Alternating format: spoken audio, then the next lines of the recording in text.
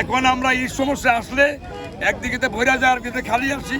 এর জন্য আমরা বিআরটির যে ন্যায্য ভাড়াটা, এই ভাড়াটা আদায় করতে গেলে ভাড়া বাড়াই দিচ্ছে, অমুক করছে সেমুক করছে। আপনারা মূল জানেন, চার দেখেন, বিআরটিতে খবর নেন, মালয়েশিয়াতে খবর নেন, নিয়ে দেখেন যে আমরা কী করি। আমাদের এই মহাখালীতে বাড়তি বাড়ার কোনো সুযোগ নাই, কোনোদিনও ছিল না, হবে না। একটা বিশৃঙ্খলা ঘটনা ছাড়া আমাদের এখানে এই ঘটনা ঘটে না।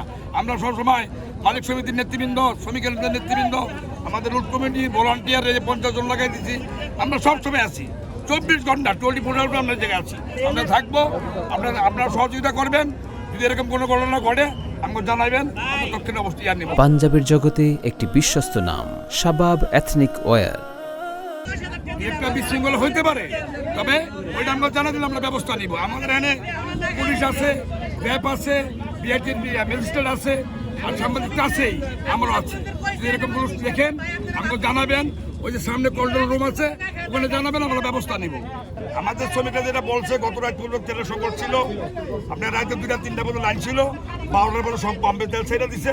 এখন তেল সম্ভবভাবে অ্যাভেলেবেল পাওয়া যাবে। এটি ম্যাজিস্ট্রেট যাই উনি সিলতালা করে দিব, এই কথা হয়েছে আমার সাথে, সিলতালা করে দিবে।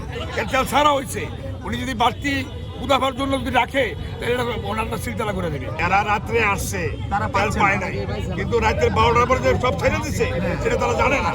এই যে এই পাম্পটা যেখানে লাইন ছিল, এখন ছেড়ে দিচ্ছে, তেল আছে, সমস্ত পাম্পে এখন তেল আছে। এর জন্য থাকবো, আমি তো একজন পরিবহন চালক থেকে নেতা হয়েছি, আমি তো এটা বুঝি। এটা তেল এখন সব পাম্পে পাওয়া যাবে।